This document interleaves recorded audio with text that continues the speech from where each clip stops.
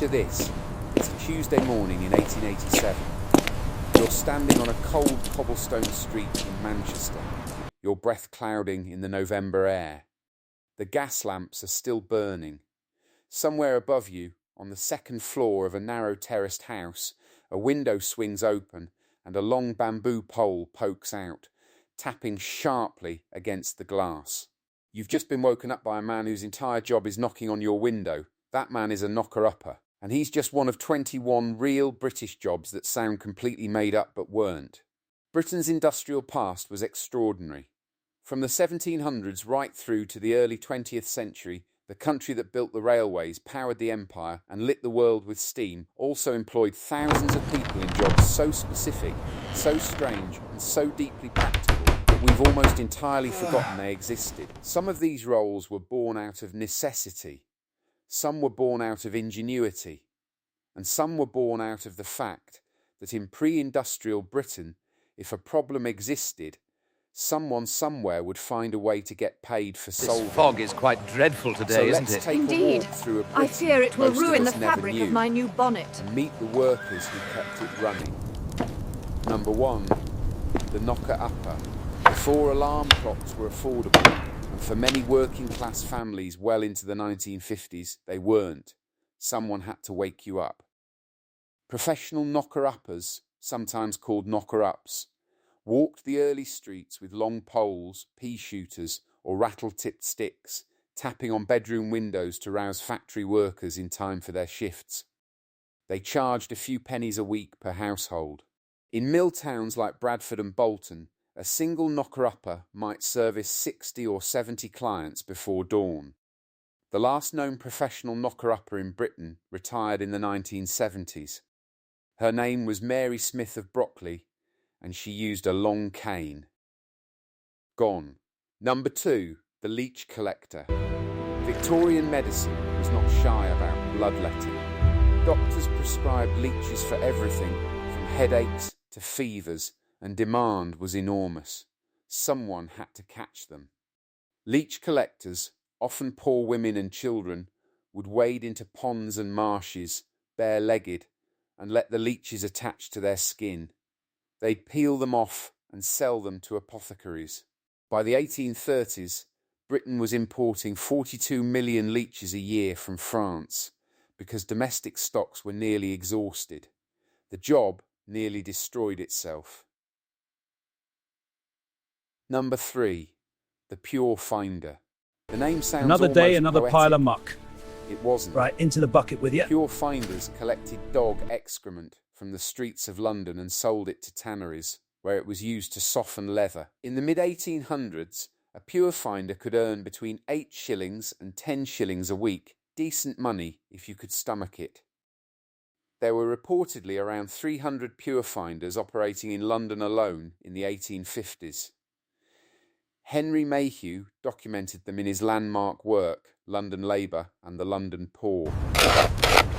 Number 4, the Mudlark. Along the Thames, at low tide you'd find them, children and adults alike, knee-deep in the grey-brown sludge, sifting for anything of value. Coins, rope, copper nails from passing boats, bones, coal. Mudlarks sold what they found. Some earned barely enough for a loaf of bread. Others, the lucky ones, found real treasure, old pottery, silver, artefacts that now sit in museums. Today, mudlarking is a licensed hobby. In 1840, it was survival. Number 5, the Gong Farmer. Long before modern sewage, someone had to empty the cesspits. That someone was the Gong Farmer, also called a night soil man. They worked exclusively at night, by law, hauling waste from the cesspits beneath privies and carting it out of the city.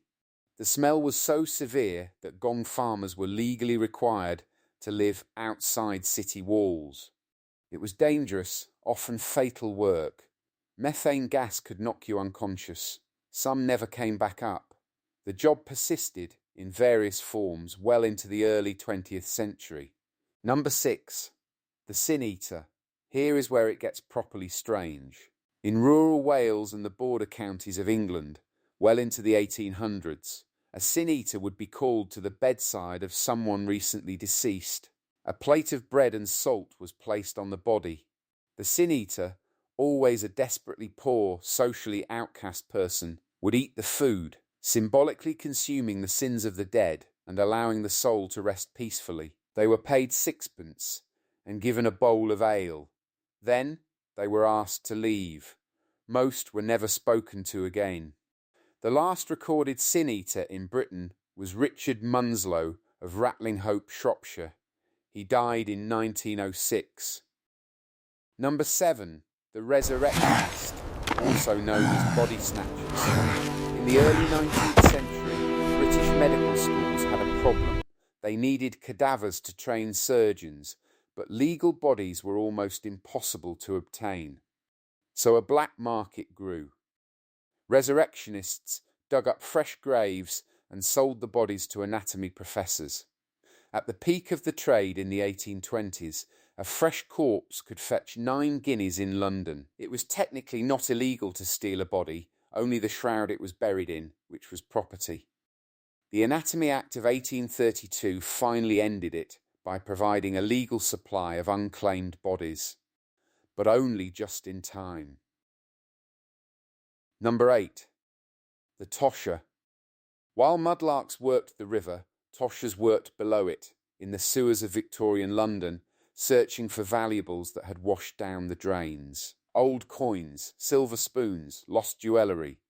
The sewers were deeply dangerous, prone to sudden floods, filled with rats, structurally unstable. Toshers went unlicensed and largely underground in every sense of the word. Those who worked the sewers long enough developed an almost legendary status in the rookeries. Some earned extraordinary sums, most did not. Number 9. The Sagger Maker's Bottom Knocker. This is a real job title. Saggers were clay containers used in pottery kilns to protect fine china during firing. The Sagger Maker's bottom knocker was, typically a child, who banged the flat base of the sagger into shape using a mallet and a stone. It was a genuine apprentice role in the Staffordshire potteries. The job title persisted into the 20th century. It remains, to this day, one of the finest job titles in recorded British labour history. Number 10. The Crossing Sweeper. Victorian city streets were carpeted in horse dung. Thousands of horses passed through London daily. By 1900, the city had roughly 300,000 of them. Crossing sweepers stood at busy intersections and swept a path clean so that well-dressed pedestrians could cross without ruining their boots. They relied on tips. Charles Dickens wrote about them. Joe, a crossing sweeper, is one of the most famous characters in Bleak House. He is destitute, unnamed by anyone who matters, and dies of smallpox. Number Dickens 11, wasn't exaggerating. the lector. Number in Victorian 11, cigar and cigarette lector. factories, In conditions were Victorian noisy cigar and cigarette repetitive. factories, conditions were noisy and repetitive. Factory owners, particularly in the textile and tobacco trades, hired a lector, a professional reader, to sit on a raised platform and read aloud to the workers as they rolled tobacco or operated machinery. They read newspapers, novels, political pamphlets. Workers sometimes collectively chose and paid for their lecture themselves. It was education on the factory floor. When recorded sound arrived, the lectors were the first to go. Number 12. The Plague Preventer.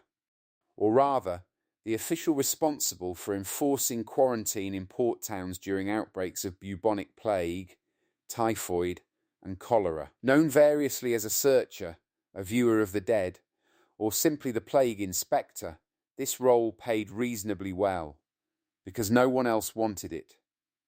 Searchers in Tudor England walked from house to house, examining the newly dead to determine cause of death. They reported to the parish. In plague years, the life expectancy of a searcher was remarkably short. Number 13. The Rat Catcher. This one sounds familiar, perhaps, but the Victorian rat catcher was a highly specialised professional, not just a man with a terrier. They bred their own dogs, usually small bull terriers or Jack Russells, trained them meticulously and were often licensed by local councils to clear infestations from markets, granaries, and ships. Some were celebrities in their own right. Jack Black, rat and mole destroyer to Her Majesty Queen Victoria, ran a business from Seven Dials, London, and was painted for posterity. He also sold live rats to aristocratic gentlemen for use in rat baiting pits. Commerce is commerce. Number 14. The wool stapler. Before spinning and weaving, raw wool had to be graded and sorted by staple, meaning fibre length and fineness. A wool stapler was an expert classifier, handling vast quantities of fleece, separating fine merino from coarser breeds, preparing batches for specific mills. It required years of tactile knowledge, running fingers through wool to judge what no scale could measure.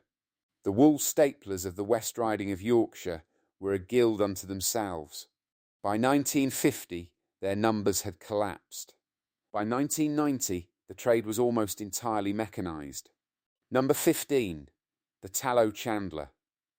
Long before electricity and gas lamps, the only light most ordinary British households had was tallow candles, made from rendered animal fat. The tallow chandler made them, sold them, and often collected the raw materials himself. The smell of a tallow works was immense. Rendered mutton fat, boiled and poured, hardening in moulds. The Worshipful Company of Tallow Chandlers was incorporated in 1462 and still exists today, in name if not in practice. Number 16. The Gandhi Dancer. On the railways that Britain built and exported across the world, the tracks had to be maintained by hand.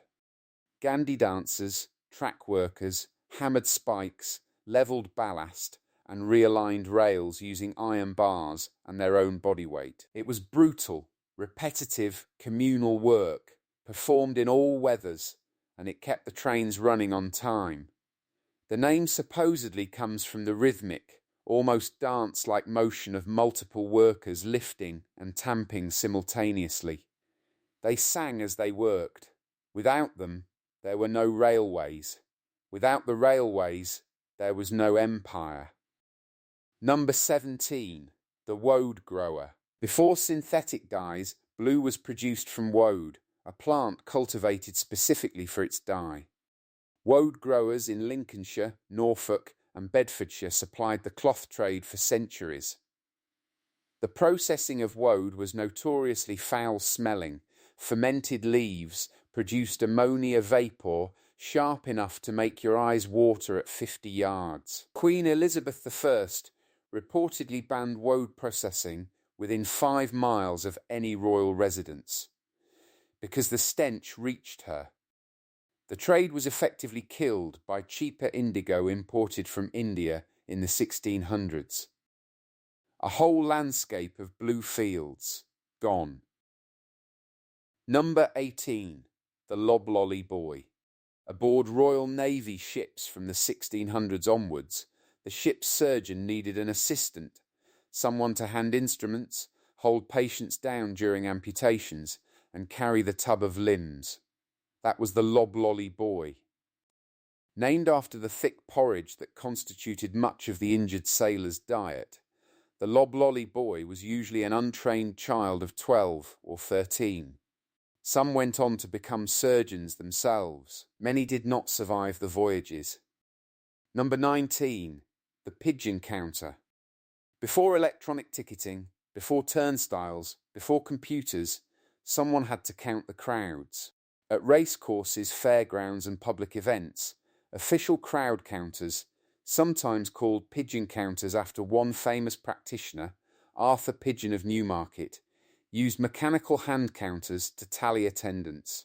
Figures were used for licensing, policing and commercial purposes. It required absolute focus in chaotic conditions. Arthur Pigeon counted crowds at the Grand National for over 30 years. He was never wrong by more than a few dozen. Number 20. The clock winder. Every public clock in Britain, every church tower, every town hall, every railway station clock required weekly winding by hand. Before electrical mechanisms, clockwork movements ran down on a fixed cycle. Municipal clock winders travelled their circuits every 5 to 7 days, climbing towers, maintaining mechanisms, resetting weights. Some managed dozens of clocks across a single county. The clock winder for the City of London maintained 31 clocks in the 1890s. His replacement, appointed in 1921, was the last person to hold the formal title when electrical winding was introduced in 1937. And number 21, the flesher. Not a butcher, something older.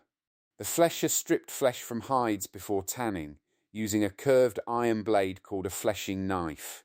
They worked in tanneries, standing for 12-hour shifts over wooden beams, hauling stiff hides and scraping them clean. The smell of a 19th century tannery was so intense it could be detected half a mile away on a warm day. Tanners and fleshers districts sat at the edge of every major British city, close enough to supply the leather trade, far enough that no one of consequence had to smell them. 21 jobs, each one real.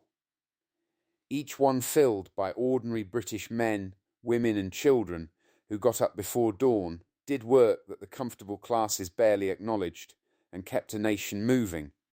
We had less technology. We had less comfort. We had less certainty that tomorrow would come at all. But somehow, out of that necessity, grew a richness of human work and human ingenuity that we've almost entirely forgotten. If you experienced any of this, if your grandfather was a knocker-upper, if your nan remembered the tallow smell from the chandlers on her street, if your family has stories from the old trades, you know exactly what I mean. If this brought back memories, share it with someone who remembers. Please subscribe to keep these stories alive. And drop a comment below. Which of these old jobs surprised you the most? Or tell us about a trade from your own family's history that's been lost to time. We read every one.